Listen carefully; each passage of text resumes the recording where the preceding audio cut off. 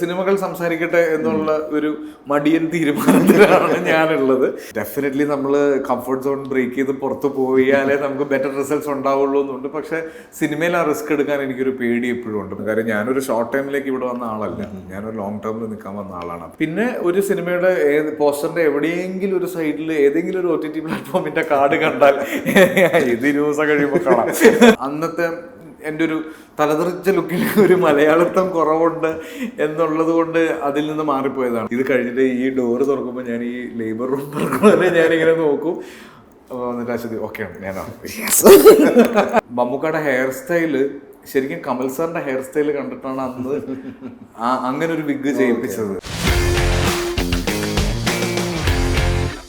ഇപ്പം നമ്മുടെ മലയാളത്തിൽ നിന്ന് ഒരുപാട് ആക്ടേഴ്സ് ഇപ്പം ബ്രേക്ക് ഔട്ട് ചെയ്ത് ഇൻഡസ്ട്രിയുടെ വെളിയിലേക്ക് പോകുന്നുണ്ട്. അവരെ പറ്റി ചർച്ചകൾ നടക്കുന്നു, അവർ പാർട്ടിസിപ്പേറ്റ് ചെയ്യുന്ന ഒരുപാട് ഇവൻറ്റ്സ് സംഭവങ്ങളും നടക്കുന്നുണ്ട്. ആസിഫിന് പല സിനിമകളും നാഷണൽ അവാർഡ്സ് കിട്ടിയിട്ടുണ്ട്, ഇന്ത്യൻ പനോരമയിൽ പോയിട്ടുണ്ട്. ആസിഫ് പക്ഷേ അങ്ങനെ ഒരു സ്ട്രോങ് ഇമേജ് ആയിട്ട് കേരളത്തിന് പുറത്തേക്ക് അങ്ങ് പ്രൊജക്റ്റ് ചെയ്യപ്പെട്ടിട്ടില്ല. ഇപ്പോൾ ഈ അടുത്ത് ഞാൻ പൂനെ ഫിലിം ഇൻസ്റ്റിറ്റ്യൂട്ടിൽ ഒരു ഫംഗ്ഷന് പോയപ്പോൾ അവിടെ ഉള്ളവരെല്ലാവരും കിഷ്കിന്ദാണ്ടം കണ്ടു. ഹൂസ് ദിസ് ആക്ടർ എന്ന് പറഞ്ഞ് ഞാൻ എൻ്റെ ഫ്രണ്ട് ഹീറോ പറഞ്ഞ് ഭയങ്കര പ്രൗഡായിട്ട് പറഞ്ഞു. പക്ഷെ എന്നാലും ഇവിടത്തേക്ക് ആസിഫ് എത്താത്തതിന് ഒരു സെൽഫ് മാർക്കറ്റിംഗ് അതിലാവശ്യമാണ്. ഇപ്പോൾ കിഷ്കിന്ദാണ്ടം പോലൊരു സിനിമ എന്തായാലും അത് ബ്രേക്ക് ചെയ്തു, ലെവൽ ക്രോസും ബ്രേക്ക് ചെയ്തു, ആൾക്കാരിലേക്ക് എത്തി, ആൾക്കാർ കണ്ടിട്ടുണ്ട്. പക്ഷെ ആ സമയത്ത് ആസിഫ് സ്വയം ഒന്നുകൂടെ പ്രൊജക്റ്റ് ചെയ്യണം, അവിടേക്ക് എത്തിപ്പെടാൻ എന്നുള്ളൊരു തോന്നലുണ്ടോ? അതോ ആർ യു ഹാപ്പി വിത്ത് ഇവിടെ ഉള്ളൊരു? ഞാൻ അതിനെപ്പറ്റി ചിന്തിച്ചിട്ടില്ലായിരുന്നു. എനിക്ക് സിനിമകൾ സംസാരിക്കട്ടെ എന്നുള്ള ഒരു മടിയൻ തീരുമാനത്തിലാണ് ഞാനുള്ളത്. പിന്നെ ഇപ്പൊ ഈ വർഷമാണ് എനിക്ക് അങ്ങനെ പ്രൊജക്റ്റ് ചെയ്ത് ഇപ്പൊ ഈ റൗണ്ട് ടേബിൾസിനൊക്കെ വിളിച്ച സമയം ഈ വർഷമായിരുന്നു. പക്ഷെ അത് കറക്റ്റായിട്ട് ഞാൻ ഇവിടെ ഇല്ലായിരുന്നു. പിന്നെ അന്യഭാഷ സിനിമകൾ ചെയ്യാത്തതിന് 2 കാരണങ്ങളുണ്ട്. ഒന്ന്, ഞാൻ എപ്പോഴൊക്കെ എനിക്ക് അങ്ങനത്തെ ഓഫേഴ്സ് വന്നിട്ടുണ്ടോ ആ സമയത്തൊക്കെ അതിനേക്കാൾ മികച്ച സിനിമകൾ മലയാളത്തിൽ എനിക്ക് കിട്ടിയിട്ടുണ്ട്. പിന്നെ പേടി, ഞാൻ എൻ്റെ ഭാഷ കൈകാര്യം ചെയ്യുന്ന അത്രയും ഈസി ആയിട്ട് ഞാൻ വേറൊരു ഭാഷയിൽ പോയാൽ, കാരണം എൻ്റെ ഒരു അതായത് എനിക്ക് ഡയലോഗ്സ് പഠിക്കേണ്ട എന്നുള്ളൊരു ഫ്രീഡം മലയാളത്തിലുണ്ട്. കാര്യം എനിക്ക് അത്യാവശ്യം സിറ്റുവേഷൻ മനസ്സിലായി കഥ അറിയാവുന്ന ഒരാളാണെങ്കിൽ ഡയലോഗ്സ് എൻ്റെ മനസ്സിൽ നിന്ന് പോകാറില്ല. അപ്പോൾ ആ ഒരു ഫ്രീഡം എത്രത്തോളം എനിക്ക് വേറൊരു ഭാഷയിൽ കിട്ടും എന്നുള്ള പേടി എൻ്റെ മനസ്സിലുണ്ട്.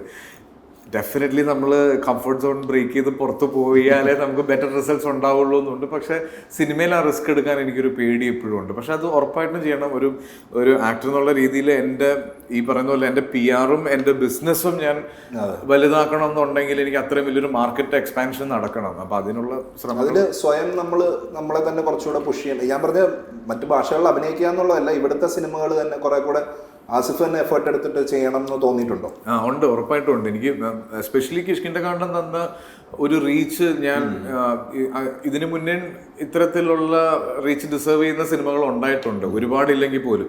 അപ്പോൾ ആ സിനിമകളൊന്നും നമ്മൾ വേണ്ട രീതിയിൽ അന്ന് പുഷ് ചെയ്യാത്തത് കൊണ്ടാണ് എത്താതിരുന്നത്. ഇപ്പം ഈ ഒരു പെർട്ടിക്കുലർ ഇയറിന് ശേഷം അല്ലെ റിലീസസിന് ശേഷം പല ആളുകൾ പഴയ നമ്മുടെ ഇത്തരത്തിലുള്ള സിനിമകൾ, ഈവൻ കിളിപ്പൂയെ പറ്റിയിട്ടൊരു ആർട്ടിക്കിൾ ഞാൻ കണ്ടു.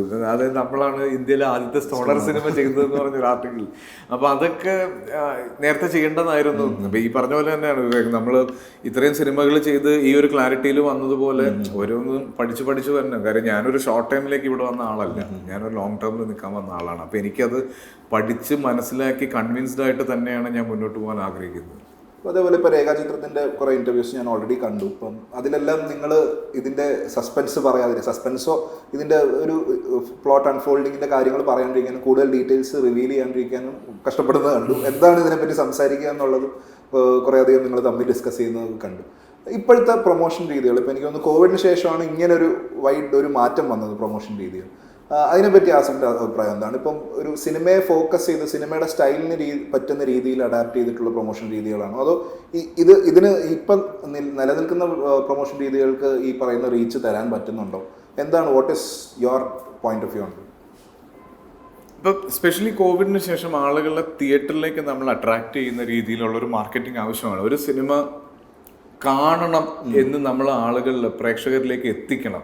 ഇങ്ങനെ ഒരു സിനിമ വരുന്നുണ്ട്, ഈ സിനിമയ്ക്ക് ഇത്രയും പ്രത്യേകതകളുണ്ട്, അല്ലെങ്കിൽ ഈ സിനിമയിൽ ഇന്ന ആളുകളാണുള്ളത് എന്ന് നമ്മൾ കാണിച്ചു കൊടുക്കണം. അപ്പോൾ അത് ഡെഫിനറ്റ്ലി അതിൻ്റെ മാർക്കറ്റിങ്ങിന് അതിൻ്റെതായ സ്പേസ് ഉണ്ട്. പിന്നെ നമ്മുടെ ഓഡിയൻസ് ഭയങ്കര സെലക്റ്റീവാണ്. അതായത് ഒരു സ്റ്റാറിന്റെ കണ്ടിന്യൂസ് ആയിട്ടുള്ള സിനിമകൾ തിയേറ്ററിൽ ഹിറ്റ് ആവുന്നില്ല, അല്ലെങ്കിൽ സെയിം ഓപ്പണിംഗ് കിട്ടുന്നില്ല. അദ്ദേഹം വർക്ക് ചെയ്യുന്ന സിനിമയുടെ ടെക്നീഷ്യൻസിനെ വരെ മനസ്സിലാക്കിയിട്ടാണ്. ഇപ്പം ഞാൻ അഭിനയിക്കുന്ന ഒരു സിനിമയുടെ ഒരു സംവിധായകന്റെ സിനിമ ഇതിനു മുന്നേ ഉള്ളത് മോശമാണെങ്കിൽ അതിനെപ്പറ്റി അഭിപ്രായം കേട്ടിട്ട് പോയാൽ മതി എന്നും, ഞാൻ ചെയ്യുന്ന സംവിധായകൻ നല്ലതാണെങ്കിൽ ഫസ്റ്റ് ഡേ ഫസ്റ്റ് ഷോ കാണാം എന്നുള്ള അത്രയും ചിന്തിക്കുന്ന പ്രേക്ഷകരാണ് നമുക്കുള്ളത്. പിന്നെ ഒരു സിനിമയുടെ പോസ്റ്ററിന്റെ എവിടെയെങ്കിലും ഒരു സൈഡിൽ ഏതെങ്കിലും ഒരു OTT പ്ലാറ്റ്ഫോമിന്റെ കാർഡ് കണ്ടാൽ ഇത് ദിവസം കഴിയുമ്പോൾ കാണാം എന്ന് ചിന്തിക്കുന്ന ആളുകളുണ്ട്. അപ്പം നമുക്ക് പല സമയത്തും എല്ലാ രീതിയിലുള്ള, ഇപ്പോൾ ഫേസ്ബുക്ക് ഉപയോഗിക്കുന്നവരും ഇൻസ്റ്റഗ്രാം ഉപയോഗിക്കുന്നവരും ട്വീറ്റ് ചെയ്യുന്നവരും മൂന്ന് രീതിയിലുള്ള ആളുകളാണ്. അപ്പോൾ ഇവരെ എല്ലാം ടാർഗറ്റ് ചെയ്തിട്ടുള്ള മാർക്കറ്റിംഗ് സ്ട്രാറ്റജീസ് പ്ലാൻ ചെയ്യണം, വിസിബിലിറ്റി ഉണ്ടാവണം സിനിമയ്ക്ക്. ആദ്യം ഒരു ഫേസ്ബുക്ക് ഉപയോഗിച്ച് മാർക്കറ്റ് ചെയ്ത സിനിമയും ആസിഫിലായിരുന്നു, സോൾട്ട് ആൻഡ് പെപ്പർ. വളരെ പുതിയൊരു പ്രൊമോഷൻ ആയിരുന്നു, അന്ന് നമ്മൾ കാണാത്ത രീതിയിൽ. അതിന് അതിൻ്റെതായിട്ടുള്ള പുതിയൊരു ഓഡിയൻസിനെ അട്രാക്ട് ചെയ്യുകയും ചെയ്തു. ഇപ്പോഴത്തെ രീതി ഇപ്പോൾ ഉള്ള ആകെ ഒരു പ്രശ്നം പറഞ്ഞാൽ ഈ പല സമയത്തും ടാർഗറ്റ് ചെയ്യുന്ന ഒരു സോഷ്യൽ മീഡിയ ഓഡിയൻസിനെ ആയി പോകുന്നുണ്ട് എന്നുള്ളൊരു പേടിയുണ്ട്. കാര്യം ഒന്ന്, ചാനൽസ് കാണുന്ന സ്വഭാവം വളരെയധികം കുറഞ്ഞു ആളുകൾക്ക്. ഇപ്പം പണ്ട് എൻ്റെ ഏറ്റവും ഓണം, ക്രിസ്മസ് സമയത്ത് ഏറ്റവും വലിയ അട്രാക്ഷൻ എന്ന് പറഞ്ഞാൽ ലാൽ സാറിന്റെ ഇന്റർവ്യൂ കാണുമായിരുന്നു. കാര്യം ലാൽ സാറിനെ നമ്മൾ സിനിമയിലല്ലാതെ കാണുന്നത് ഈ ഫെസ്റ്റിവൽ സീസണിൽ അദ്ദേഹത്തിന് ഒരു ഇന്റർവ്യൂ ആയിരുന്നു. പ്രത്യേകിച്ച് ഓണത്തിന് ഇദ്ദേഹം പൂക്കള സൈഡിൽ മുണ്ടുടുത്തിരുന്നിട്ട് ഒരു ഇന്റർവ്യൂ തരും. അത് സിനിമയെ പറ്റി മാത്രമല്ല, അദ്ദേഹം ജീവിതത്തിനെ കാണുന്ന രീതിയും അദ്ദേഹത്തിന് ചുറ്റുമുള്ള ആളുകളെ പറ്റിയും അമ്മയെ പറ്റിയൊക്കെ അദ്ദേഹം സംസാരിക്കുന്ന രീതികളുണ്ടായിരുന്നു. എന്നെയൊക്കെ ഞാൻ ഒരുപാട് പ്രാവശ്യം ഈ ഫെസ്റ്റിവലിന് നമുക്ക്, അതായത് 5-6 ദിവസം മുന്നേ ഇതിന്റെ പ്രൊമോസ് ഒന്ന് തുടങ്ങുമല്ലോ, അന്ന് മുതൽ നമ്മൾ പ്ലാൻ ചെയ്യുന്നത് കാണാൻ. അപ്പൊ ആ ഒരു ഓഡിയൻസ് ഇപ്പൊ ഇല്ല. ഇപ്പം വരുന്നത് മുഴുവൻ ഈ പറയുന്ന ഇൻസ്റ്റന്റ് ആയിട്ട്. അതാ, ഇപ്പം നമ്മൾ എങ്ങനെയാണ് ഇതൊരു ഫാമിലി വാട്സപ്പ് ഗ്രൂപ്പിലേക്ക് എത്തിക്കുക എന്നുള്ളതൊക്കെയാണ് നമ്മൾ ചിന്തിക്കുന്നത്. പിന്നെ ഈ ആള് കൂടുന്ന സ്ഥലങ്ങളിൽ പോവുക, മോൾസിനെ കോൺസെൻട്രേറ്റ് ചെയ്യുക, പിന്നെ ഈ പാൻ ഇന്ത്യൻ മാർക്കറ്റിംഗ്, പല സ്ഥലങ്ങളിൽ പോയി പല ഭാഷകളിൽ മാർക്കറ്റ് ചെയ്യുക. എന്തെങ്കിലും പുതിയത് എപ്പോഴും സിനിമ മാർക്കറ്റിംഗിലേക്ക് കൊണ്ടുവരണം എന്നുള്ളത് തന്നെയാണ് ബേസിക് ഐഡിയ. കഴിഞ്ഞ വർഷം ഈ നല്ല 4 സിനിമകളല്ലാണ്ട് തന്നെ ആസിഫിന് മറ്റൊരു ഭാഗ്യം കൂടെ കിട്ടി. ഇപ്പം എല്ലാവർക്കും കിട്ടുന്ന ഒരു ഭാഗ്യമല്ല. ഈ അടുത്ത് നമ്മൾ പിരിഞ്ഞുപോയ MT സാറിൻ്റെ ഒരു ക്യാരക്ടർ ആവാനും അദ്ദേഹത്തിൻ്റെ ഡയലോഗ്സ് പറയാനും ഉള്ളൊരു ഭാഗ്യം കൂടെ കിട്ടി. അത് നേരത്തെ ഷൂട്ട് ചെയ്താണെങ്കിൽ പോലും റിലീസായത് കഴിഞ്ഞ വർഷമാണ്. ആ ഒരു എക്സ്പീരിയൻസ് എങ്ങനെ ഉണ്ടായിരുന്നു? MT സാറിൻ്റെ ക്യാരക്ടർ ആവാന്ന് പറഞ്ഞാൽ എല്ലാ മലയാള സിനിമയിലോ അല്ലെങ്കിൽ മലയാളത്തിലോ കേരളത്തിൽ എല്ലാവർക്കും ഒരു ഡ്രീമാണ്. അത് എനിക്ക് കുറച്ചും കൂടെ സ്പെഷ്യൽ ആയിരുന്നു. കാരണം ഞാൻ നീലത്താമരയുടെ ഓഡിഷന് ഞാൻ പോയിട്ടുണ്ട്. അപ്പം ഓഡിഷന് പോയ സമയത്ത് ഇദ്ദേഹം ലാൽ ജോസ് സാറിന് ഓൾമോസ്റ്റ് ഞാൻ ഓക്കെ ആയിരുന്നു. MT സാറാണ് ഫൈനൽ കോൾ എടുക്കേണ്ടത് എന്നുള്ളതിൽ സാറിനെ മീറ്റ് ചെയ്യും. പക്ഷെ അന്നത്തെ എൻ്റെ ഒരു തലതെറിച്ച ലുക്കിൽ ഒരു മലയാളത്വം കുറവുണ്ട് എന്നുള്ളത് കൊണ്ട് അതിൽ നിന്ന് മാറിപ്പോയതാണ്. അപ്പം അതിനുശേഷം ആണ് ഇപ്പം നമ്മൾ സിനിമകൾ കണ്ട് വളർന്നതാണ്. അപ്പോൾ MT സാറിൻ്റെ ക്യാരക്ടേഴ്സ് എത്ര സ്പെഷ്യൽ ആണെന്നുള്ളത് അതിന് ശേഷമാണ് ഞാൻ മനസ്സിലാക്കിയത്. അപ്പം അന്ന് മുതൽ മനസ്സിൽ ഭയങ്കരമായ ഒരു ആഗ്രഹം ഉണ്ടായിരുന്നു, പ്രത്യേകിച്ച് മമ്മൂക്കയൊക്കെ ഈ MT സാറിൻ്റെ ക്യാരക്ടേഴ്സിനെ പറ്റി പറയുന്നത് കേൾക്കുമ്പോൾ. അപ്പം ഞാൻ അതിനുശേഷം ഇങ്ങനെ ഒരുപാട് ആഗ്രഹിച്ചു. പക്ഷെ എനിക്ക് ഒരിക്കലും അങ്ങനെ ഒരു അച്ചീവ്മെന്റ് ഉണ്ടാവും. അതെ, അപ്പൊ അങ്ങനെ ഒരു പ്രൊജക്ട് അങ്ങനെ കാര്യം അദ്ദേഹം ചെയ്യുവാണെങ്കിൽ പോലും എണ്ണം പറഞ്ഞ സിനിമകൾ ചെയ്യുമ്പോഴും അദ്ദേഹത്തിന് ഒരുപാട് ഓപ്ഷൻസ് ഉണ്ട്. അപ്പൊ അങ്ങനെ ഒരു ക്യാരക്ടറിലേക്ക് ഞാൻ എത്തില്ല എന്നുള്ളൊരു അങ്ങനെയാണ് ഞാൻ വിചാരിച്ചിരുന്നത്. പക്ഷെ ഭയങ്കര സർപ്രൈസിംഗ്ലി ആണ് എനിക്ക് ഒരു കോള് വരുന്നത്, എന്നെ വിളിക്കുന്നത്. ഐ മീൻ കോള് ഞാൻ മിസ് ചെയ്തു ഒബ്വിയസ്ലി. അപ്പൊ ഞാനിങ്ങനെ നോക്കുമ്പോൾ അശ്വതി എന്ന് പറഞ്ഞിട്ടാണ് എനിക്ക് മെസ്സേജ് വരുന്നത്, MT സാറിന്റെ മോളാണെന്ന് പറഞ്ഞിട്ട്. അപ്പൊ ഞാൻ എന്തായിരിക്കും ദൈവമേ എന്ന് ഞാൻ തിരിച്ചു വിളിക്കുമ്പോൾ എന്നോട് പറഞ്ഞു അച്ഛനൊന്ന് സംസാരിക്കണം എന്ന് പറഞ്ഞു. അപ്പൊ എൻ്റെ ഉള്ളിൽ ഒരു ഇടി വെട്ടി, ഞാൻ ഇദ്ദേഹത്തിനോട് എന്ത് സംസാരിക്കും. അപ്പം അശ്വതിയാണ് എൻ്റെ അടുത്ത് പറയുന്നത്, ഇങ്ങനെ ഒരു സിനിമ ഇങ്ങനെ പ്ലാൻ ചെയ്യുന്നുണ്ട്, മനോരഥങ്ങൾ എന്നാണ് അതിന് പേരിട്ടിട്ടുള്ളത്. അപ്പം ഒരു ആന്തോളജി പോലെയാണ്, സാറിൻ്റെ ചെറുകഥകൾ വെച്ചിട്ടാണ്, അതിൽ വിൽപ്പന എന്ന് പറഞ്ഞിട്ടൊരു ഇത് ആണ്. അപ്പം MT സാറാണ് ഇത് സംവിധാനം ചെയ്യാൻ പോകുന്നത്, എൻ്റെ പെർട്ടിക്കുലർ എപ്പിസോഡ്. അതും കൂടെ കേട്ടപ്പോഴത്തേക്കും ഞാൻ ഓക്കെ. അങ്ങനെ ഞാൻ അശ്വതിയായിട്ട് സംസാരിക്കുന്നു. എനിക്ക് ഇതിൻ്റെ സ്ക്രിപ്റ്റിൻ്റെ കോപ്പി അയച്ചു തരുന്നു. MT സാറായിട്ട് ഒരു പ്രാവശ്യം സംസാരിച്ചു. അപ്പോൾ അതിനുശേഷം പക്ഷേ MT സാറിന് ഈ ഹെൽത്ത് ഇഷ്യൂസ് വരുന്നത് കൊണ്ട് ഈ പെർട്ടിക്കുലർ പ്രൊജക്റ്റ് മാത്രം കുറച്ച് മാറി മാറി നിന്നു. ഇത് നമുക്ക് എപ്പോൾ ഷൂട്ട് ചെയ്യാൻ പറ്റും എന്നുള്ളൊരു തീരുമാനമായില്ല. വീണ്ടും ഇതിൽ മധുബാല ഉണ്ടായിരുന്നു അഭിനയിക്കാൻ. അപ്പോൾ അവരുടെ ഡേറ്റും കുറച്ച് ക്രൂഷ്യലായിരുന്നു. അപ്പോൾ അങ്ങനെ വന്നൊരു സമയത്താണ് MT സാറിൻ്റെ മകൾ ഇത് സംവിധാനം ചെയ്യാം, അപ്പോൾ അതിന് ടെക്നിക്കൽ സപ്പോർട്ടെല്ലാം റെഡി ആവുന്നു. പക്ഷേ MT സാറ് ലൊക്കേഷനിലുണ്ട്. ഇദ്ദേഹം അകത്തൊരു റൂമിൽ, കാരണം എല്ലാവരുമായിട്ടും മിങ്കിൾ ചെയ്യാൻ പറ്റാത്തൊരു ഹെൽത്ത് കണ്ടീഷൻ ഉണ്ടായിരുന്നതുകൊണ്ട് അകത്തൊരു റൂമിൽ ഇദ്ദേഹം മോണിറ്റർ വെച്ചിട്ടാണ് ഇരിക്കുന്നത്. അപ്പോൾ ഇവിടെ ഒരു മോണിറ്റർ ഉണ്ട്, ഡയറക്ടർ അശ്വതി ഇവിടെ ഇരിക്കുന്നുണ്ട്, ഞങ്ങളെല്ലാവരും ഷൂട്ട് ചെയ്യുന്നുണ്ട്. പക്ഷെ ഇതിൽ ഇങ്ങനെ ഒരു കേബിൾ ഇങ്ങനെ പോയി അകത്തൊരു മുറിയിൽ മറ്റേ തേർഡ് എംപയർ ഇരിക്കുന്ന പോലെ അകത്ത് എല്ലാം കണ്ടോണ്ട് MT സാർ ഇരിക്കട്ടെ. അപ്പം ഞാൻ ഇത് കഴിഞ്ഞിട്ട് ഈ ഡോറ് തുറക്കുമ്പോൾ ഞാൻ ഈ ലേബർ റൂം തുറക്കുമ്പോൾ ഞാനിങ്ങനെ നോക്കും. അപ്പോൾ വന്നിട്ട് അശ്വതി ഓക്കെയാണ്, ഞാനോ അങ്ങനെ ഒരു ഭയങ്കര ഒരു ബ്ലെസ്സിങ് ആയിരുന്നു അത്. ഈ രേഖാചിത്രത്തിലേക്ക് വരുമ്പോൾ ഇത് ഓൾട്ടർനേറ്റ് ഹിസ്റ്ററി ആണെന്ന് പറയുന്നുണ്ട്. ഒരു സിനിമയുടെ പശ്ചാത്തലത്തിൽ നടന്നൊരു സംഭവത്തിൻ്റെ വേറൊരു പെർസ്പെക്റ്റീവിലാണ് പറയുന്നതെന്ന് പറയുന്നത്.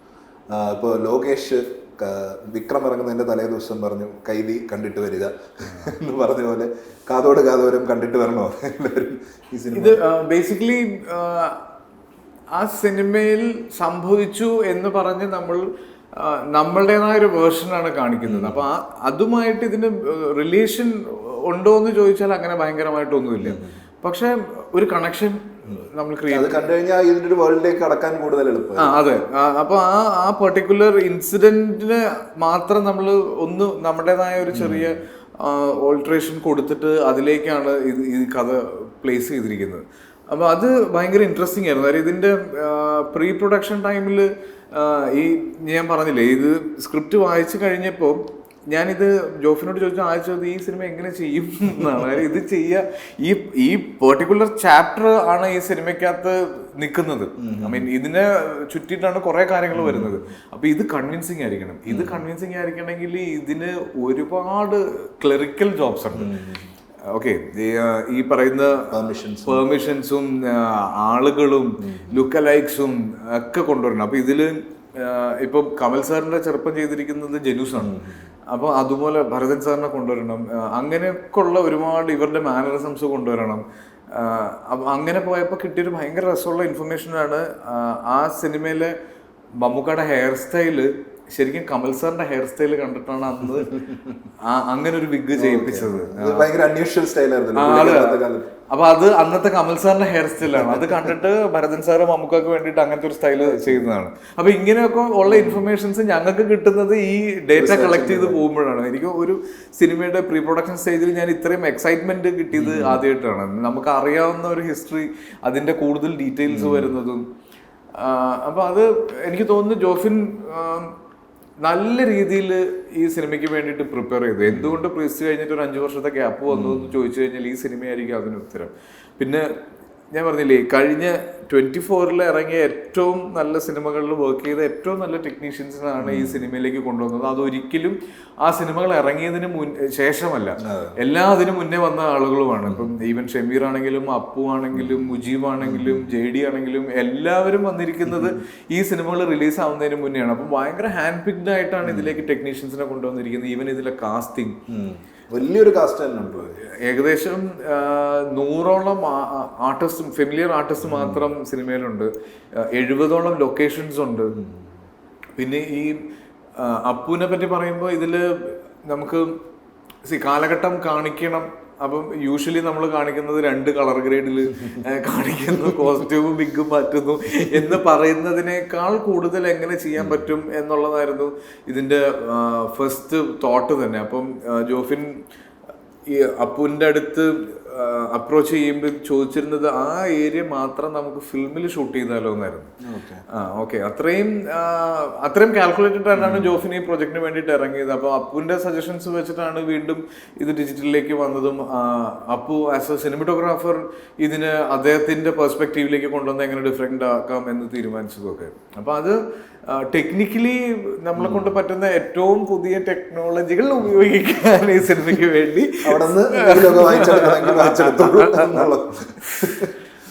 അതേപോലെ ഇൻട്രസ്റ്റിംഗ് ആയിട്ട് തോന്നിയാണ് ഇപ്പൊ ദേവദൂതർ പാടി എന്ന് പറഞ്ഞ പാട്ട് എനിക്കൊന്ന് മലയാളത്തിൽ ഏറ്റവും കൂടുതൽ റീയൂസ് ചെയ്യപ്പെട്ടിട്ടുള്ള ഒരു പാട്ടായിരിക്കും. ആസിഫിന്റെ തന്നെ ക്ലൈമാക്സ് ആ പാട്ടില് പിന്നീട് ചാക്കോച്ചൻ ഡാൻസ് കളിച്ച് തകർത്തു.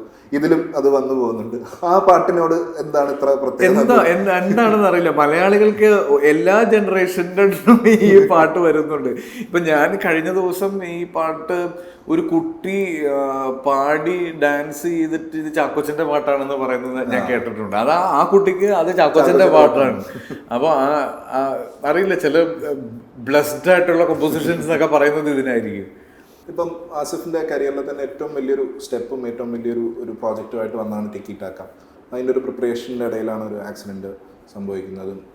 കുറച്ച് നാൾ ആസിഫ് വർക്ക് ചെയ്യാണ്ടിരിക്കുന്നു, ഒരു വലിയ ഗ്യാപ്പ് തന്നെ വന്നു. എനിക്ക് കോവിഡിൽ എല്ലാവർക്കും വന്നു, പക്ഷെ അതല്ലാണ്ട് ഇത്ര നാൾ വർക്ക് ചെയ്യാണ്ടിരിക്കുന്നത് അപൂർവമാണ്. ആസിഫ് ഇത്ര നോൺ സ്റ്റോപ്പ് ആയിട്ട് വർക്ക് ചെയ്യുന്ന ഒരാളാണ്. ആ സമയത്ത് എന്തായിരുന്നു ഒരു മൈൻഡ് സെറ്റ്? അത് എനിക്ക് പേഴ്സണലി എൻ്റെ ലൈഫിൽ ഞാൻ ഇത്രയും വിഷമിച്ചൊരു സമയം ഉണ്ടായില്ല. കാര്യം ഞാൻ എൻ്റെ കരിയറിൽ ഏറ്റവും സൗണ്ട് ആയിട്ടുള്ള, ഏറ്റവും സേഫ് ആയിട്ടുള്ള, അല്ലെങ്കിൽ ഏറ്റവും നല്ല സമയത്താണ് എനിക്കിങ്ങനെ ഒരു ആക്സിഡന്റ് ഉണ്ടാവുന്നതും ഒരു 4 മാസം ബ്രേക്ക് എടുക്കേണ്ടി വരുന്നതും ആയിരുന്നെങ്കിൽ അതൊരു ഹോളിഡേ ആയിട്ട് ഞാൻ ട്രീറ്റ് ചെയ്തേനെ. പക്ഷെ എൻ്റെ കരിയറിലെ ഏറ്റവും മോശം സമയത്ത് നിൽക്കുമ്പോൾ ഞാൻ ഏറ്റവും പ്രതീക്ഷയോടെ ഒരു സിനിമയ്ക്ക് ഇറങ്ങിത്തിരിക്കുന്നു. ഇതുവരെ ഞാൻ എൻ്റെ ലൈഫിൽ ചെയ്യാത്തൊരു കാര്യം, 8 മാസത്തോളം എൻ്റെ ബോഡി ട്രാൻസ്ഫോർമേഷന് വേണ്ടിയിട്ട് ഞാൻ ഫുഡ് ഡയറ്റ് ചെയ്ത് എൻ്റെ ഹാബിറ്റ്സ് കട്ട് ചെയ്ത് ഞാനൊരു കംപ്ലീറ്റ് മേക്ക് ഓവറിൽ നിന്ന് 6 പാക്ക് എന്ന് പറയുന്ന ഒരു അച്ചീവ്മെന്റ് എൻ്റെ ലൈഫിൽ നടക്കുമെന്ന് ഞാൻ ഓർത്തല്ല. അപ്പം ഞാൻ അത് കഴിഞ്ഞ് ഞങ്ങൾ ഫുൾ എക്സൈറ്റ്മെന്റിൽ ഷൂട്ട് ചെയ്യുന്നു. ഏറ്റവും നല്ല ടെക്നിക്കൽ ടീമിനെ കൊണ്ടുവന്നു. റെയ്ഡ് റിഡംഷൻ ഇത് ചെയ്തിട്ടുള്ള ഫൈറ്റ് മാസ്റ്റേഴ്സ് ആണ്, അവർ വരുന്നു. അപ്പം ഞങ്ങൾ അങ്ങനെ ഒരു ഫുൾ എക്സൈറ്റ്മെന്റിൽ ഷൂട്ട് ചെയ്തുകൊണ്ടിരിക്കുന്ന സമയത്താണ് വളരെ അൺഎക്സ്പെക്റ്റഡ് ആക്സിഡന്റ് ആണ്. അതും ഞാൻ എൻ്റെ 4 വയസ്സിൽ ചാടുന്ന ഹൈറ്റിൽ നിന്ന് ഞാൻ ചാടിയിട്ടുള്ളൂ. ചാടി ഞാനിങ്ങനെ ലാൻഡ് ചെയ്യുന്നു. അപ്പം ഞാൻ ഒരാളുടെ ആ വീഡിയോ കണ്ടിട്ടുണ്ടാവുമല്ലോ, ഞാൻ ഒരാളുടെ മേത്ത് ചവിട്ടി മേളിൽ നിന്നൊരു സാധനം ഗ്രാബ് ചെയ്ത് വന്ന് നിൽക്കുന്നതിൻ്റെ റിഹേഴ്സലാണ്. അപ്പം ഈ ഒരാളുടെ മേത്ത് ചവിട്ടുന്നതുകൊണ്ട് തന്നെ ഞാൻ ഇയാൾക്ക് വലിയൊരു പ്രശ്നം ഉണ്ടാവരുത് എന്നുള്ള രീതിയിൽ അവിടെ ഒരു ഇച്ചിരി അറ്റൻഷൻ കൂടുതൽ കൊടുത്തു. അതിൻ്റെ ലാൻഡിങ് ചെറുതായിട്ടൊന്ന് സ്കിഡായി. എൻ്റെ മുട്ടിങ്ങനെ സൈഡിലേക്ക്, അതായത് എൻ്റെ കാലിന് അങ്ങനെ ഒരു മൂവ്മെൻറ്റ് ഇത്രയും വർഷത്തിൽ എനിക്ക് കിട്ടിയിട്ടില്ല. ഞാൻ ബ്ലാക്ക് ഔട്ടായി. ഞാൻ ആ പെയിൻ പെട്ടെന്ന് ഇങ്ങനെ സ്ട്രൈക്ക് ചെയ്ത് ഞാൻ വീണ് എന്നെ എടുത്ത് ഹോസ്പിറ്റലിൽ കൊണ്ടുപോയി. ഹോസ്പിറ്റലിൽ ചെന്ന് ഞാൻ കിടക്കുന്നു. അപ്പോൾ ഡോക്ടേഴ്സ് ആദ്യം ഇത് എക്സ്റേ എടുത്തു. അപ്പോൾ എനിക്ക് നല്ല പെയിൻ ഉണ്ട്. എക്സ്റേ എടുത്ത് കഴിയുമ്പോൾ എക്സ്റേയിൽ അതങ്ങനെ ഭയങ്കര ഒന്നും ഡീറ്റെയിൽ ആയിട്ടൊന്നും കാണില്ല. അപ്പോൾ ഡോക്ടർ എൻ്റെ അടുത്ത് പറഞ്ഞു, ആസിഫ് 95% ഓക്കെയാണ്, പക്ഷേ ആ 5% റിസ്ക് എടുക്കേണ്ട, ഷൂട്ടുള്ളതല്ലേ, നമുക്കൊരു MRI ചെയ്യാമെന്ന് പറഞ്ഞു. അങ്ങനെ ഞാൻ MRI ചെയ്യുന്നു. അപ്പോൾ ഈ കുറേ ദിവസമായിട്ട് നല്ല പണിയെടുക്കുന്നതുകൊണ്ട് ഞാൻ കിടന്നുറങ്ങിപ്പോയി. ഉറങ്ങി എന്നെ വന്ന് വിളിക്കുന്നത് ഡോക്ടറാണ്. അപ്പോൾ വിളിച്ചിട്ട് ഇദ്ദേഹം എന്നെ നോക്കിയിട്ട് ആസിഫ് ഇങ്ങനെ MRIയിൽ ACL MCL എന്നൊക്കെ പറഞ്ഞ് ഇദ്ദേഹം ടെക്നിക്കലി എന്തൊക്കെയോ പറയണം. അപ്പം ഞാൻ ചോദിച്ചു, ഡോക്ടർ എനിക്ക് മനസ്സിലാവുന്നില്ല, പക്ഷേ എനിക്ക് എപ്പോൾ ഷൂട്ടിന് പോകാൻ പറ്റും? അത് ഞാൻ ചോദിക്കുന്നത്, എനിക്ക് ഇന്ന് വൈകുന്നേരം പോകാൻ പറ്റുമോ അതോ നാളെ പോകാൻ പറ്റുള്ളൂ എന്നാണ് ഞാൻ ചോദിക്കുന്നത്. അപ്പം ഡോക്ടർ എന്നെ നോക്കിയിട്ട് പറഞ്ഞു, ആസിഫ് നമുക്കൊരു 4 മാസം കൊണ്ട് മോനെ ഞാൻ നടത്തിക്കാം, നമുക്കൊരു 6 to 7 months കഴിഞ്ഞിട്ട് ഷൂട്ടിന് പോവാം എന്നാണ് എൻ്റെ അടുത്ത് പറയുന്നത്. വിവേക് അതായത് ഓൾറെഡി ഒരു വലിയ കുഴിയുടെ മേളിൽ ഒരു ഇറുക്കിൽ കമ്പിലാണ് ഞാൻ കിടക്കുന്നത്, തങ്ങി നിൽക്കുന്നത്. ഞാനിങ്ങനെ ഡിമ്മ് എന്ന് പറഞ്ഞാൽ താഴത്തേക്ക് എനിക്ക് മനസ്സിലാവുന്നില്ല ഞാൻ എന്താ ചെയ്യാൻ പോകണമെന്നുള്ളത്. എന്നിട്ടും ലൈക്ക് അന്നത്തെ 2-3 ഡേയ്സിൽ എൻ്റെ സർജറി കഴിഞ്ഞ് വരുമ്പോൾ ഭയങ്കര പെയിനാണ് കാലിന്. കാര്യം സർജറി കഴിഞ്ഞ് അന്ന് വൈകുന്നേരം ലേക്ക് ഷോറിലായിരുന്നു സർജറി. അപ്പം അത് കഴിഞ്ഞ് ഒരു സ്പീഡി റിക്കവറി വേണം എന്ന് എനിക്ക് ആഗ്രഹമുണ്ട്. ഞാൻ ഏതറ്റം വരെ പുഷ് ചെയ്യാൻ ഓക്കെയാണ്. ഫിസിയോതെറാപ്പി തുടങ്ങി. ഒരു നല്ല ഫിസിയോതെറാപ്പിസ്റ്റാണ് അദ്ദേഹം. വരും, എന്നെ ഫിസിയോതെറാപ്പി ചെയ്യുന്നു, എൻ്റെ കാല് മടക്കുന്നു, എനിക്ക് വേദന എടുക്കുന്നു, കരയുന്നു. ഇതിൻ്റെ ഇടയിലൊക്കെ ഞാൻ എൻ്റെ ഡയറ്റ് മെയിൻറ്റെയിൻ ചെയ്യുന്നുണ്ട്. ഓക്കെ, ഞാൻ ഉണ്ടാക്കി വെച്ച എൻ്റെ പാക്ക് എനിക്ക് പോകാൻ പാടില്ല. പക്ഷെ ഒരു 4 ദിവസം കഴിഞ്ഞപ്പോൾ ഞാൻ റിയാലിറ്റിയിലേക്ക് എത്തി. കാര്യം എനിക്ക് എൻ്റെ മൊബിലിറ്റി പ്രശ്നമാണ്. എനിക്ക് വാഷ്റൂം പോകണമെങ്കിൽ എന്നെ 2 പേര് ഹെൽപ്പ് ചെയ്യണം. എനിക്ക് കുളിക്കാൻ പറ്റില്ല. അപ്പോൾ അങ്ങനെ അത് പയ്യെ ഞാനിത് അക്സെപ്റ്റ് ചെയ്ത് ഞാനൊരു ഇലക്ട്രിക് വീൽ ചെയർ വാങ്ങിച്ച് അന്ന് ഞാൻ ഡയറ്റ് വിട്ട്. പിന്നെ ഓരോ പാക്കും മാഞ്ഞു പോകുന്നത് ഞാൻ കണ്ട്. മറ്റേ തോറിരിക്കുന്ന പോലെ വീടിൻ്റെ പുറത്ത് ഞാനിങ്ങനെ ഒരു ഇരിപ്പായിരുന്നു. പിന്നെ പക്ഷെ ആ സമയത്താണ് നെയ്മറിന്റെ കാല് ഇതേ ഇതിൽ. അപ്പൊ ഇവരുടെ വീഡിയോസ് പുറത്തേക്ക് വരും. അപ്പൊ ഇവർക്കും ഇതേ പെയിൻ ഉണ്ട്, ഇവർക്കും ഇതേ റിക്കവറി ഉണ്ട്. പക്ഷെ ഇവർ റിക്കവർ ചെയ്ത് ഇവർ ഫുട്ബോൾ കളിക്കാൻ തിരിച്ച് ഗ്രൗണ്ടിലേക്ക് വരുമല്ലോ.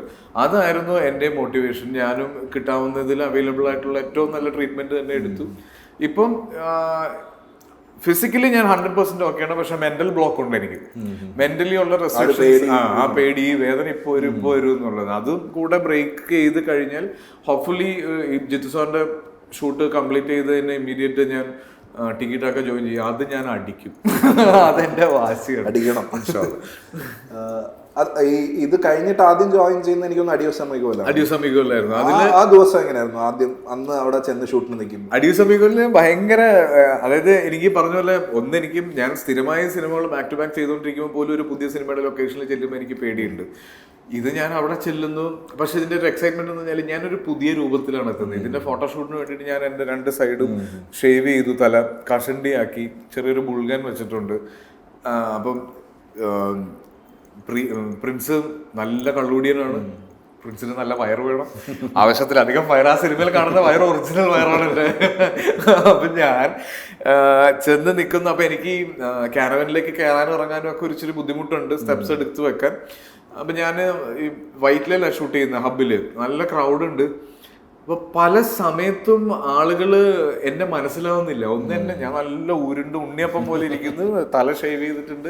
ഒരുപാട് പേർക്ക് എന്നെ മനസ്സിലാവുന്നില്ല. ഒരു പോയിന്റിൽ ഒരാള്, ഞാൻ പറഞ്ഞിട്ടുണ്ട്, ആസിഫ് അലി വിഗില്ലാണ്ട് പോണു.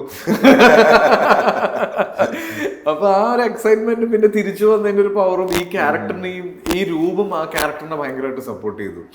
അത് ആ സിനിമയിൽ പലപ്പോഴും കാണാൻ പറ്റും. ഞാൻ കാല് വലിച്ചു നടക്കുന്നത്. ഒരു ഹാഫ് ഡേ ഒക്കെ ആകുമ്പോ കാലിന് വേദന വരുന്നുണ്ടായിരുന്നു. പക്ഷെ കുടിയന്റെ ഒരു ട്രീറ്റ് ആയിട്ട് ആ മാനർസത്തിൽ കയറി പോയി.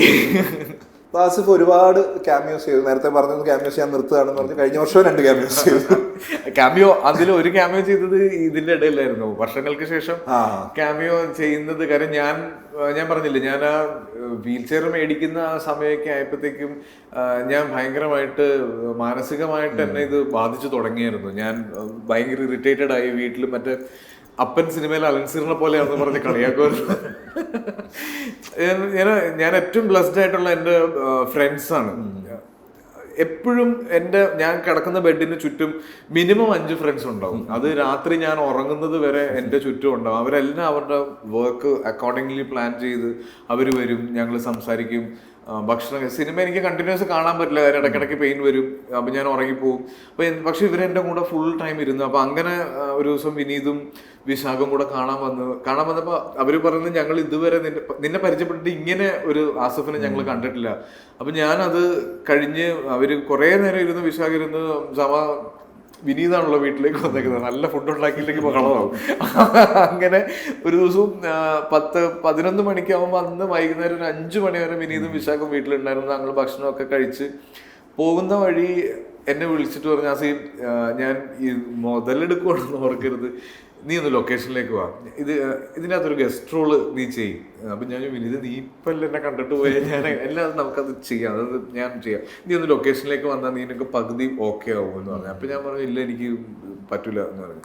അപ്പം സമയമൊക്കെ എന്നെ നിർബന്ധിച്ച് ചെയ്യണ്ട, ഒന്ന് ലൊക്കേഷനിലേക്ക് പോകാം, നമുക്ക് സുഹൃത്തുക്കളുടെ ലൊക്കേഷൻ ആകുമ്പോൾ നമുക്ക് ആക്സസിബിൾ ആണ്, നല്ല അവിടെ ഒരു ഫ്ലാറ്റിലാണ് ഷൂട്ട് ചെയ്യുന്നത്. അപ്പൊ അങ്ങനെ മോഹൻലാലിന്റെ ഫ്ലാറ്റിലാണ് ഷൂട്ട് ചെയ്യുന്നത്. അപ്പൊ അവിടെ ചെല്ലുമ്പോൾ എല്ലാവരും ഉണ്ട്, അപ്പു ഉണ്ട്, കല്യാണി ഉണ്ട്. അപ്പൊ എനിക്ക് തലേന്ന് തന്നെ വിളിച്ചിട്ട് വിനീത് ഇങ്ങനെ പറഞ്ഞു, ഇതാണ് നമ്മൾ എടുക്കാൻ പോകുന്ന സീക്വൻസ്, നീ ഓക്കെ ആണെങ്കിൽ മാത്രമേ നമ്മളിത് ഷൂട്ട് ചെയ്യുള്ളൂ എന്ന് പറഞ്ഞ് ചെല്ലുന്നു. അപ്പൊ ലൊക്കേഷനിൽ ചെന്ന് കഴിഞ്ഞപ്പോഴത്തേക്ക് എനിക്ക് ഭയങ്കര എക്സൈറ്റ്മെന്റ് ആയി, എല്ലാവരെയും കണ്ടു, എല്ലാവരുമായിട്ട് സംസാരിച്ച് അത് ചെയ്യാൻ തീരുമാനിച്ചു. അങ്ങനെയാണ് ശരിക്കും അതില് ക്യാമിയോ ചെയ്യുന്നത്. പിന്നെ സുഹൃത്തുക്കൾ വിളിക്കുമ്പോൾ എനിക്ക് നോ പറയാൻ പറ്റാത്തൊരു പ്രശ്നമുണ്ടെന്ന് നിനക്ക് അറിയാമല്ലോ. അപ്പം പല സിനിമകൾക്കും ഇപ്പം ജാനമനിൽ വോയിസ് ഓവർ ചെയ്യുന്ന സമയത്ത് ഞാനതൊരു വോയിസ് ഓവറായിട്ട് ചെയ്യുമ്പോൾ എൻ്റെ മനസ്സിൽ ഇവർ ചോദിച്ചത് കൊണ്ട് ചെയ്തു കൊടുക്കുന്നു എന്നുള്ളത് മാത്രമേ ഉണ്ടായുള്ളൂ. പക്ഷെ ഞാൻ ജാനമൻ സിനിമ കണ്ടുകൊണ്ടിരിക്കുമ്പോൾ എൻ്റെ വോയിസ് വരുന്ന സമയത്ത് ആളുകൾ ഇങ്ങനെ ആസിഫ് അലി എന്ന് പറയുമ്പോൾ ശബ്ദത്തിൽ നിന്ന് മനസ്സിലാവുന്നു. എഗെയിൻ കൂമൻ ചെയ്തുകൊണ്ടിരിക്കുന്ന സമയത്താണ് നിസാം വന്നിട്ട് എൻ്റെ അടുത്ത് ഇതിനെ പറ്റി പറയുന്നത്, റൊഷാക്കിനെ പറ്റി. അപ്പം ഇത് ഫുൾ പറഞ്ഞു കഴിഞ്ഞു. പക്ഷെ ഒരു ഗസ്റ്റ് റോൾ എന്ന് പറയാൻ പറ്റില്ല.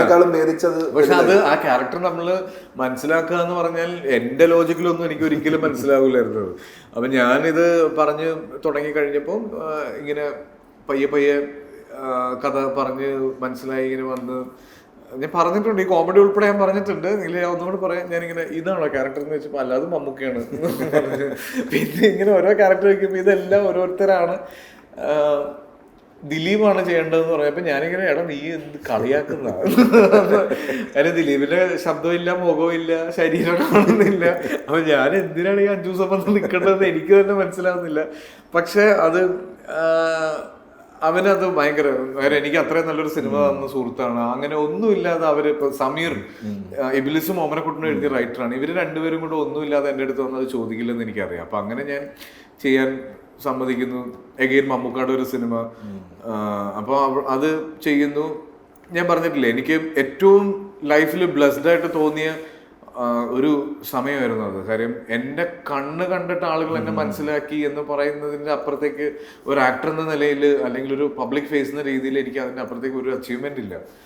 ഞാൻ ചോദിക്കാൻ വന്നത് ഏതായിരുന്നു ഇതുവരെ ചെയ്തതിൽ ഏറ്റവും ഫേവറേറ്റ് ക്യാമിയോ? ഉത്തരം കിട്ടിക്കഴിഞ്ഞു തോന്നുന്നു. അതുകൊണ്ട് എനിക്ക് ഈ വെള്ളിമൂങ്ങ ചെയ്യുന്ന സമയത്ത്, വെള്ളിമൂങ്ങയിലെ ക്യാമിയോ, ക്യാമിയോസ് എല്ലാം എൻ്റെ കരിയറിൽ ഭയങ്കര ഹൈലൈറ്റ് ചെയ്ത് നിന്നിട്ടുമുണ്ട്. ഇപ്പം ഉസ്താദ് ഹോട്ടലിൽ ഇപ്പോഴും ഞാൻ പുറത്തിറങ്ങുമ്പോൾ ആൾക്കാർ ചോദിക്കുന്നുണ്ട് കുഞ്ചാക്കോ ഹോട്ടലിൽ എന്നുള്ളത്. അപ്പൊ അങ്ങനെ ഇപ്പം വെള്ളിമൂങ്ങ ഇറങ്ങിയ വർഷം ഞാൻ ഹീറോ ആയിട്ട് അഭിനയിച്ച എല്ലാ പടങ്ങളും ഫ്ലോപ്പായിരുന്നു. അതില് ആ കയ്യടി മേടിച്ചതെന്നാണ് ആ ക്യാരക്ടർ. അപ്പൊ അങ്ങനത്തെ ഒരുപാട് രസമുള്ള ക്യാമിയോസ് ഉണ്ട്. എനിക്ക് ഭയങ്കര ഇൻട്രസ്റ്റിംഗ് ആയത് ഇന്ത്യൻ റുപ്പിയുടെ അവസാനം. അതെ, ഇപ്പോഴത്തെ ഫഹദ് ഫാസിൽ വാസുബലി ആവുന്നതിന് മുമ്പുള്ള ഭയങ്കര ഫ്രഷ് ആയിരുന്നു. അന്ന് പൃഥ്വിരാജിന്റെ ഒരു സിനിമയിൽ അടുത്ത ആൾക്കാരായിട്ട് നിങ്ങൾ അടുത്ത ജനറേഷൻ ഭയങ്കര രസമുള്ള ഒരു ക്യാമിയോ എല്ലാം ഈ പറയുന്ന പോലെ മെമ്മറബിൾ ആണ്. അപ്പൊ ഇനി അടുത്തത് ജിത്തു സാറിന്റെ സിനിമയാണ് അടുത്ത ജോയിൻ ചെയ്യാൻ പോകുന്നത്. വേറെ എന്താണ് ഈ വർഷത്തെ ഇപ്പം കൂടുതൽ റെസ്പോൺസിബിലിറ്റി ആയിട്ടുണ്ടെന്ന് തോന്നുന്നു, ഭയങ്കര ടെൻഷൻ ആയിരിക്കും തോന്നുന്നു. അതായത് കഴിഞ്ഞ ദിവസം ഒരു ഇന്റർവ്യൂവിന്റെ ഇടയിൽ ഇദ്ദേഹം തുടങ്ങുന്നത് ഹെയ്റ്റേഴ്സ് ഇല്ലാത്ത നടക്കുന്നു. അത് നമ്മൾ എപ്പോഴാ ഏറി പോണെന്ന് അറിയാൻ പാടില്ലാത്തൊരു കാലഘട്ടത്തിലാണ് ജീവിക്കുന്നത്. അത് ഞാൻ പറഞ്ഞ ഹെയ്റ്റേഴ്സ് ഇല്ലെന്ന് പുറത്തു നോക്കുന്നവർക്കായിരിക്കും തോന്നുന്നത്. ഞാൻ എൻ്റെതായ പ്രശ്നങ്ങൾ സോഷ്യൽ മീഡിയയിൽ ഞാൻ കയറി നോക്കാറുണ്ട്. പോസ്റ്റിന്റെ ഇടയിൽ വരുന്ന കോമന്റ്സ് പലതും കാണാറുണ്ട്, ചീത്ത വിളികൾ കേൾക്കാറുണ്ട്. ഇവനെ പറ്റി എന്താണ് ഈ പറയുന്നത്, ഇത് എന്ത് സിനിമയാണ് എന്നൊക്കെ പറയുന്ന ആൾക്കാരെയും ഞാൻ കാണുന്നുണ്ട്. പോലീസ് വേഷം ചെയ്യുന്നതിനെ പറ്റി, പോലീസ് വേഷങ്ങളിൽ കൊണ്ടുവരുന്ന ഓരോ മാനറിസത്തിനെ പറ്റിയൊക്കെ ആളുകൾ പറയുന്നുണ്ട്. അപ്പൊ എനിക്കിപ്പോ രേഖാചിത്രം ഇറങ്ങുന്നതിന് പേടിയുണ്ട്, ആ ക്യാരക്ടറിനെ കണ്ടിട്ട് ആൾക്കാർ എന്ത് പറയും. അപ്പം ഓട്ടോമാറ്റിക്കലി സിനിമകളെ പറ്റിയും സിനിമകളുടെ സെലക്ഷനെ പറ്റിയിട്ടും ഒക്കെ ആളുകൾ സംസാരിക്കാൻ തുടങ്ങി. ഇത്രയും നാളും അങ്ങനെ ഒരു ഫ്രീഡം ഉണ്ടായിരുന്നു, കിട്ടിയാൽ കൂട്ടിയെന്ന് പറഞ്ഞായിരുന്നു. പക്ഷെ ഇപ്പോൾ അത് മാറി. ഞാനും പണിയെടുക്കുന്നുണ്ട്, ഞാനും എന്നെ കൊണ്ട് പറ്റുന്ന രീതികളിലൊക്കെ പണ്ട് ചെയ്തുകൊണ്ടിരുന്നു, അതിനേക്കാൾ കൂടുതൽ ശ്രദ്ധിക്കുന്നുണ്ട്. ഇപ്പം ലൈനപ്പിലുള്ളത് ആഭ്യന്തര കുറ്റവാളി എന്ന് പറഞ്ഞൊരു സിനിമയാണ് ഇനി റിലീസിനുള്ളത്. ഓൾറെഡി കംപ്ലീറ്റഡ് ആണ്. ജിത്തു സാറിന്റെ മൂവി ഷൂട്ട് ജോയിൻ ചെയ്യും. എഗെയിൻ ടിക്കി ടാക്ക വരുന്നുണ്ട്.